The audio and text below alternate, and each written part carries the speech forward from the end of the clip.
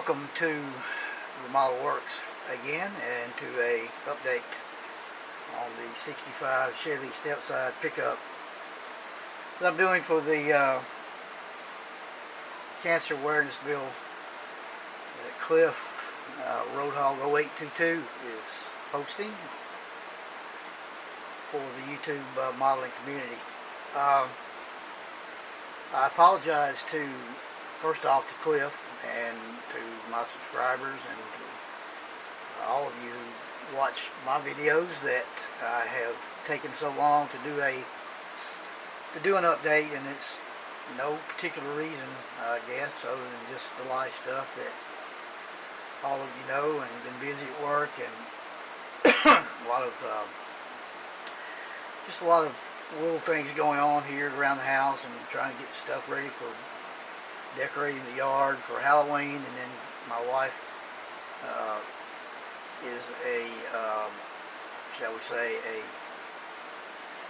a kid in a 43-year-old body when it comes to Christmas. So she has already gotten our tree down. I'm probably the first person in Nashville with a tree up at this early stage, already presents under it. So that's kind of been taking up some time, getting stuff in and out, and from the shed out into the house, and then taking the boxes back out until everything's over with and so forth. So anyway, I've got pretty much everything sub-assembly wise, engine and the frame, chassis, suspensions, all pretty much the usual suspects. I didn't want to do anything real showy.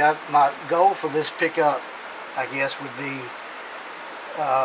this is a truck that a guy, has built, and it's just going to be for a little showy, a little old school, a little new stuff. Nothing over the top. Definitely a driver, not a trailer queen, but one that he would, he could take to a local car show and feel confident about, maybe bringing, a trophy home or whatever. So that's the story I'm sticking with anyway. The block is just testers. I did the block and the transmission all one color. I just didn't, I didn't feel like masking off and doing the transmission in aluminum. I just did the whole thing in the testers, acryl, Chevy engine orange, or red rather.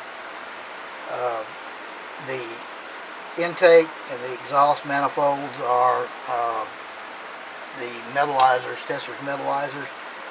I believe the intake is the aluminum. I think the exhaust manifolds are stainless steel metallizers. Oh yeah, the 350 out of the Revell Supernova kit, or the 69 Nova that you can, I know you guys, most of you know what I'm talking about. You build it, two ways. It's the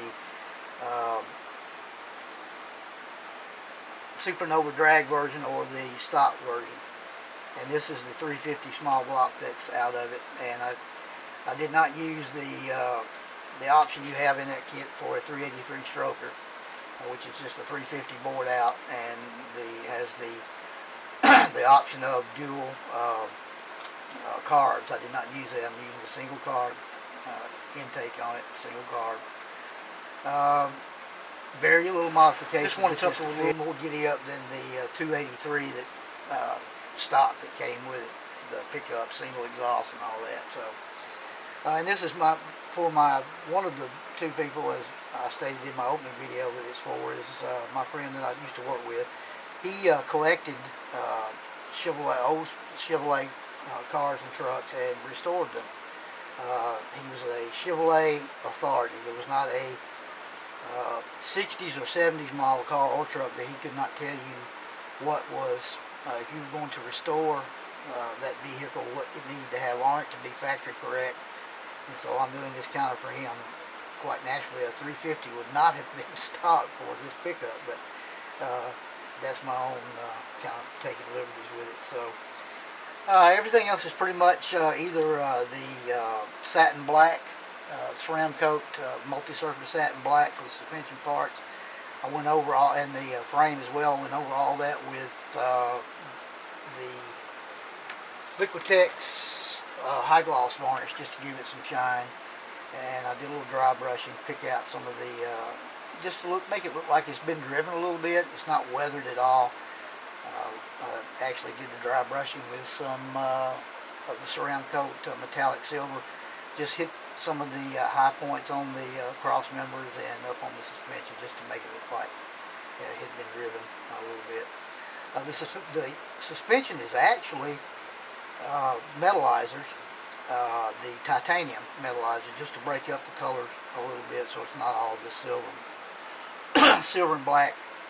The dry shaft is also out of the Nova, the '69 Nova.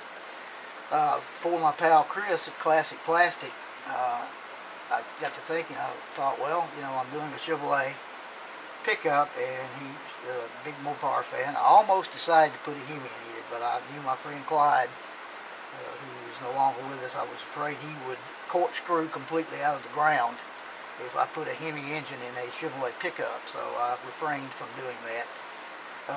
My little contribution for the Mopar part of this is exhaust out of the 1970 Dodge Challenger. Now it comes in the kit. Let's see, I've already sanded it off. It comes in the kit attached like that, sort of. Well, I cut that attachment loose and separated them, and did a little modification up in here and here so it would fit to the exhaust manifolds on the pickup, using one of the oldest tools in modeling, the cigarette lighter, to shape and bend, get it hot and bend these exhaust down a little bit. Because the exhaust, one side of the exhaust on the 350, exhaust manifolds on the 350 are the exhaust port on them are back further on one side than the other, so I had to bend one side down and make it a little bit different. I knocked the hell out of it, knocked it loose, but anyway, you kind of get the idea. It will sit something like that when it's all said and done, and the pipes will come out the side. And I have some, now the ends of the exhaust had the flared tips on them. I cut those off, and I'm going to go back with some of these aluminum tubing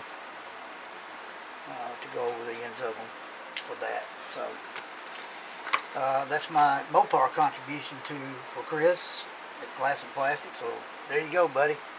Exhaust from a Mopar on a 350 Chevy small block. These are the stock tires out of the kit, not these that most people use for this kit. I wanted this to be a little bit old school, so I took the Steelies and painted them with the blackout, the chrome blackout paint by Duplicolor. I left I'm gonna leave the dog dish hubcaps chrome and use the white wall inserts to go with these tires. So I think that's going to look kind of nice when you see the paint I chose. Now, the paint. Well, let's do the interior right quick. Very simple. It's going to be the Tester ceramic coat, satin ivory for the head and neck cancer, which is we're also going to go with bucket seats that are out of the '69 Nova. So we're going to put those in, and I have a console. That's pretty much everything for the interior. I may do some nail foil strips for the seats, I'm not sure. The other thing is the paint that I intended to do was the fingernail polish that I showed you, the burgundy fingernail polish, and I got it out and I painted on a piece of sprue, and my wife painted on her fingernails, and when it dried, it was just not a color that I wanted. The burgundy berry metallic. Well, got everything prepped, primed. Got the truck primed with Duplicolor primer sealer. Sanded it, wet sanded it, got it ready to go. started to spray the took this my on hand there. there I rubbed the paint, and it was coming off. It was coming off onto my finger like sand, just like grit. Now it wasn't rubbing down to the primer. It was just the top, like the top 2 layers were just coming off. It was, and the only thing I figured, and I talked to Chris about it, and he kind of agreed, it was just like the pigment separated from the solvent completely. And it wasn't getting any better.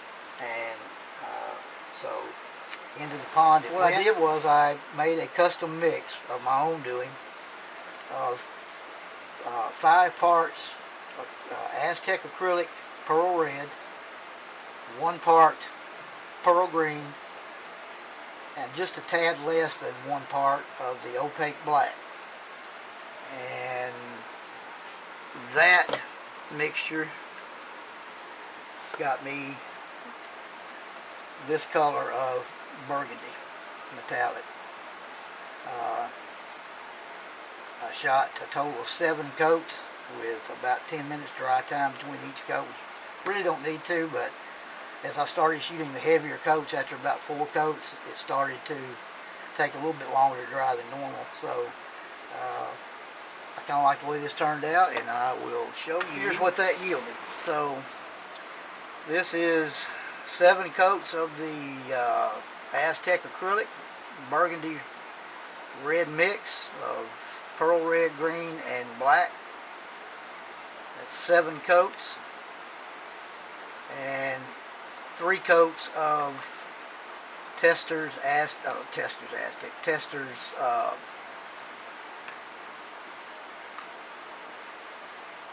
Ultra Gloss coat. I'll spit it out in a minute. So, and I'm going to have to do some wet sanding. I've got a couple of spots up on top that came out of the clear coat can. It's real close to the top, so it shouldn't be an issue. I'm going to wet sand it with some 3600, 4000, going up to the 12,000, and then polish it out. But I'm really pleased with the color this came out. Cliff, I'm going to try to get this done by next weekend. I'm going to really buckle down this week and get it, hopefully, and get it into a position to where at the first of the week I should be able to start doing final assembly and rub this out, maybe have it done by the middle of the week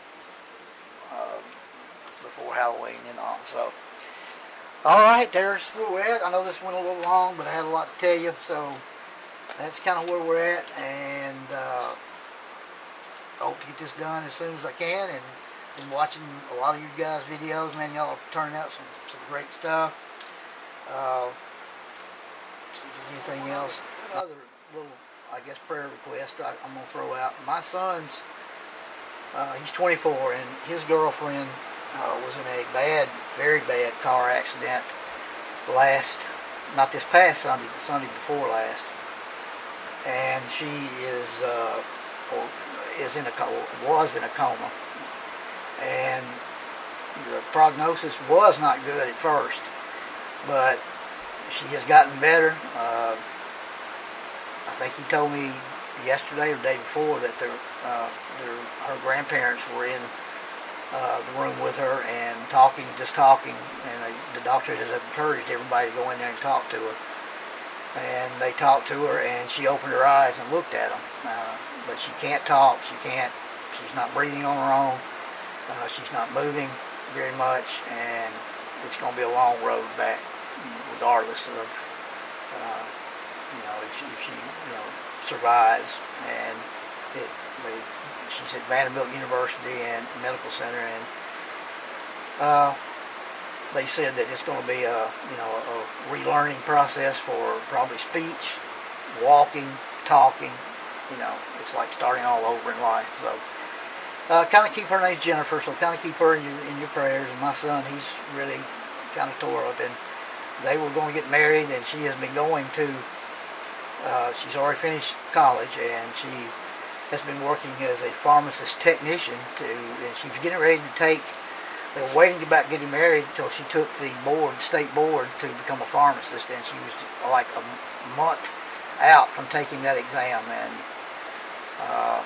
Man, just terrible. Looks like that's out the window, pretty much. Hopefully not forever, but for the long distance future, definitely not going to be anything that she's going to be able to do anytime soon. So anyway, thought I'd throw that out there. So anyway, that's where we're at. Looking forward to seeing more of your updates on your cancer bill and your projects you have going. So until I talk to you again, take care of one another. Don't take any crap from anyone. I'll see you soon.